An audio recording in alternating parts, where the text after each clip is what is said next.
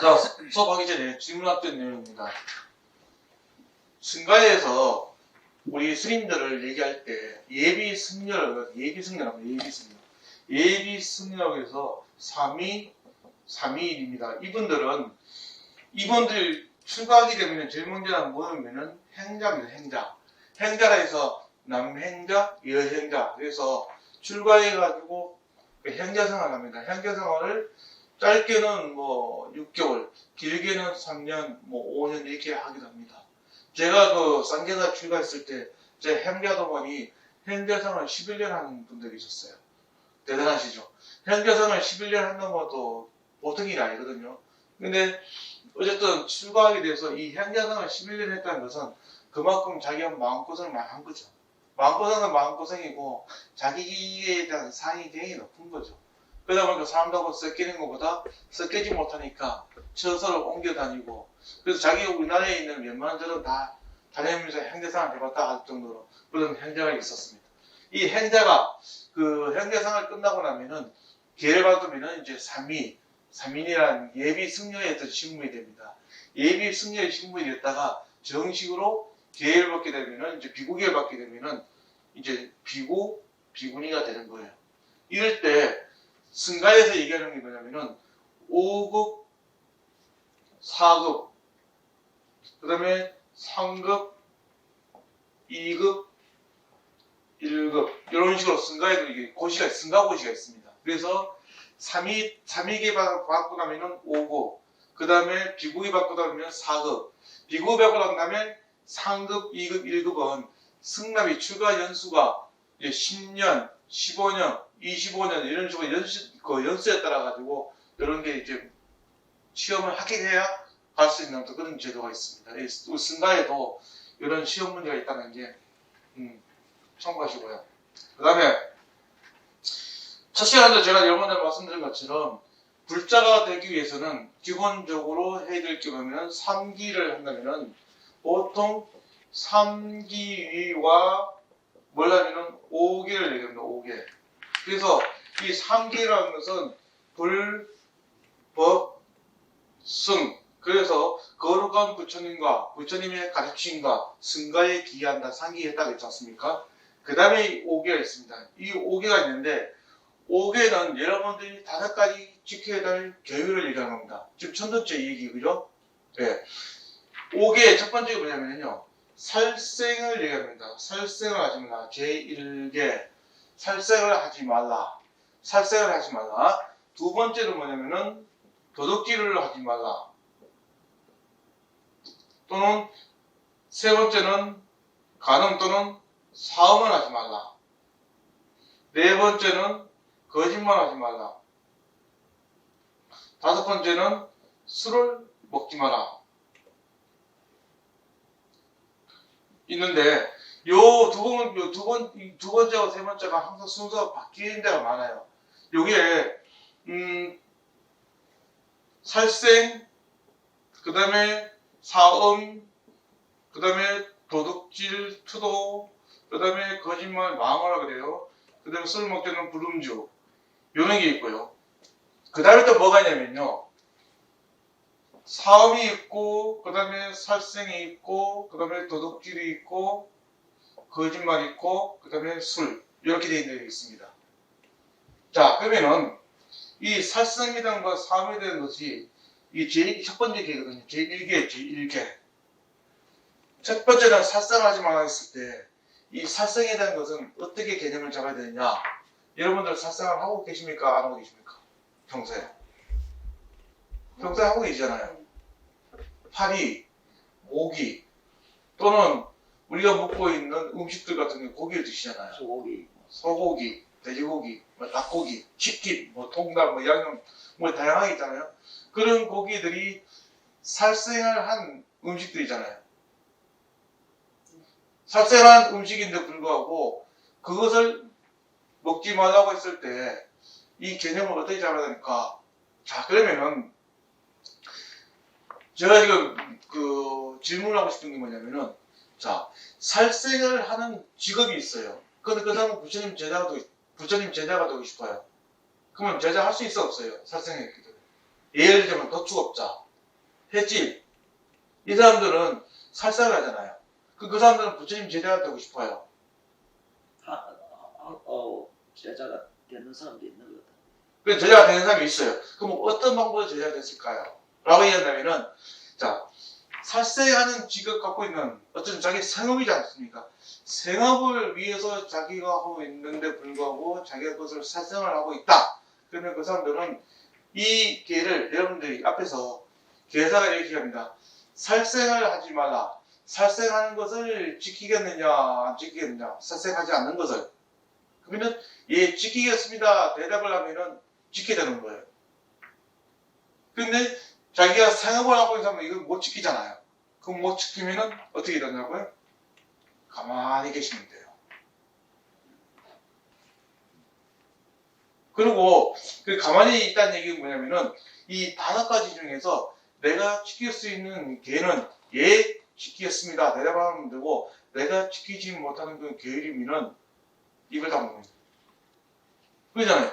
내가 지키지 못하는데 불구하고 지킨다고 얘기하면 뭐예요? 거짓말하게 되는 거잖아요. 그래서 이 살상이라는 것은 또 다른 게 있습니다. 그 고기를 먹지 말라 했을 때 대승불교에서는 스님들이 고기를 먹으면은 대승권에서는 불자분들이 스님들 고기 먹으면 그걸 이제 시비를 말합니다. 스님들은 왜 고기 드십니까? 그러면은 이게 남방불교하고 대승불교의 차이점은 남방불교에 있는 스님들은 고기를 드십니까 안 드십니까? 그랬을 때 이게 남방불교의 현재에 보면은 스님들 고기 드십니다. 그 고기 드시는 이유가 탁발 나가요. 탁발 나가면은 스님들이 바로 공양 들고 탁발 나가면은 몇 집을 가면 7집을 가요. 7집을. 7집을 가서 탁발하고 도와서 당신네들이 이제 공양을 드시는데 그 남방불교에 있는 음식들은 우리처럼 이렇게 풍요롭게 많은 게 아니거든요. 그러다 보면 그네들이 갖고 있는 제한된 음식들이 있어요. 그 제한 음식들 중에서 그네들은 육류가 어쨌든 스님한테 올릴 수 있는 최상의 그거는 자기가 노력하는 음식들이에요. 그러면은 스님들은 그것을 고기를 갖고 왔으면은 그 고기를 들고 와서 스님들이 드시느냐 그게 아닙니다. 그거 갖고 와서 우리가 이제 부피식으로 그것을 모아놔요. 이렇게 고기는 고기대로 채소는 채소대로 모아가지고 이게 세팅을 해놓으면은 스님들 중에서 그 채식을 하시는 스님들은 고기를 안 드시지만은 고기를 드시는 분은 누가 드시냐면요. 기력이 많이 세져나거나 몸이 아프거나 그런 분들은 고기를 드셔도 괜찮다고 부처님께서 말씀하셨거든요. 아픈 환자는 몸을 보호하기 위해서는 고기 드시는 것에 대해서는 문제되지 않는데 아프지 않은데 불구하고 고기 먹는 것을 즐긴다면 문제가 되는 거예요. 그리고 또 하나 뭐냐면은 스님들이 여러분들과 같이 공양을 하실 때 고기를 만약 드시게 되면 아우 스님들 고기를 참 잘 드신다 라고 한다면은 약간 그 스님은 문제가 있는 거예요. 우리가 고기 먹을 때 스님들은 고기 드실 때 예법하게 일반인들이 고기를 하면 10점 먹을 거 스님은 한 점, 2점. 왜냐면 그 공양을 올린 사람이 있으면 그 사람이 공양 올렸을 때도 마음자리가 있잖아요. 그런 일화가 있습니다. 어떤 스님이 탁발당했는데 그 사람이 자기가 할 수 있는 것은 생선이 자기 일이다 보니까 고기를 잡아가지고 스님한테 그것을 생선을 올렸어요. 그래서 그걸 고기를 다 드신 거예요. 그랬더니 많은 사람들이 어떻게 스님이 그 어부가 잡은 살상한 그 고기를 가지고 저렇게 드실 수 있는가 막 성각하고 뭐라 했습니다. 스님이 그 얘기 듣고 난 다음에 알았다 따라와라 따라와가지고 어디 갔냐면 당신이 내가 가지고 당신 큰일 보신 겁니다. 큰일 보니까 뭐가 나와요? 물고기가 방생을 하는 거예요. 그 정도 도력이나 법력이 있으면 뭐 가능하죠. 옛날에 우리 스님들은 가능했습니다. 요즘 사람은 못 믿겠죠. 어디 그런 도력이 법력이 있겠습니까? 그런데 세상은요 우리가 모르는 불가사리한 일들이 불강력적인 또는 무형의 그런 일들이 많이 있습니다. 그래서 말씀드린 거고요. 그 다음에는 이 살생에 대한 얘기를 또 얘기한다면요. 자 한번 따라해보세요. 견, 문, 의. 이 세 가지 여러분들 기억하셔야 돼요. 써드리겠습니다. 보자면은 견, 문, 의. 이 세 가지가 있는데 무슨 얘기냐? 내가 살생하는 것을 받느냐 안 받느냐? 살생한 것을 봤다면 그 고기를 먹으면 안 되고, 살생한 걸 내가 보지 않았다면은 먹어도 좋다. 일단 이 전제를 얘기할게요. 두 번째는 살생했던 그 소리를, 도축하는 소리를 내가 들었느냐 안 들었느냐. 듣지 않은 상태에서 들었다 그러면 먹으면 안 되고, 그것을 듣지 않았다면 먹어도 좋다. 세 번째는 이것은 나를 위해서 제3이 도축을 시켜서 살생해서 나한테 주는 그런 음식이라고 의심하는 음식이 있다. 그러면 먹으면 안 돼요. 그러나 그런 게 아니면 먹어도 좋다. 이 세 가지가 다 좋다 했을 때 단 전제 조건이 있습니다. 그 전제 조건이 뭐예요? 아픈 환자. 환자들은 자기 몸을 보호하기 위해서 먹을 수 있다. 그게 뭐냐면은 부처님께서는요, 방편으로서 열어놓으신 거예요. 방편을 열어놓은 건데, 부처님 당시에 부처님 제자 중에는 부처님이 열어놓은 그런 어떤 계율, 비구계, 율장, 이런 어떤 그 계율, 이게 있을 때 계와 율이거든요. 이 두 가지에 대한 부분들이 부처님께서 제정을 했는데 불구하고 그것을 싫어하는 부처님의 제자들이 있는 거예요. 그 부처님의 제자 중에 어떤 제자가 있냐면은 살상을 했든 살상을 하지 않았든 먹으면 안 된다. 그 먹는다는 자체는 수행자의 모습이 아니다. 그게 첫 번째입니다. 두 번째는 뭐냐면은 수행자는 자기 집이 있으면 안 된다고 생각해요. 자기 절이 있으면 안 된다. 부처님은 방편에 따라서 누군가가 그 사찰을 또 땅을 기부해서 절을 지어서 수행자들이 모여서 수행할 수 있는 그런 공간들을 열어놓으셨거든요. 부처님께서는요. 부처님께서는 그건 열어놓으셨는데 불구하고 부처님의 제자 중에 다른 사람들은 수행자는 그런 절 밑에서 산다는 것은 수행자가 아니다. 그러면 수행자는 어디서 자야 되냐? 나무 밑에서 자야 된다는 거예요. 이게 두 번째고. 세 번째가 뭐냐면은 수행자는 일절 어떤 금전적인 부분들은 받으면 안 된다 얘기예요. 이게 부처님 당시에는 부처님 가람을 불사를 위해서 누군가 보시려고 그 보식을 받아서 불사라고 한단 말입니다. 그랬는데 그 부처님의 또 다른 제자가 뭐냐면은 수행자는 오로지 수행에만 신경 써야지 거기에 금전적인 부분에 돈에 대해서 마음을 내고 있으면 수행자가 아니다. 그걸로 또 대치됩니다. 그 다음에 또 뭐가 있냐면은 수행자는 어떤 일이 있어도 위를 갖추기 위해서는 옷을 가사장삼을 법복을 입어야 된다 얘기하거든요. 법복을 입어야 된다 얘기하는데 아니다. 수행자는 무소유 일절 어떤 것이 없어야 된다. 그래서 알몸 못 다니는 스님들이 있어요.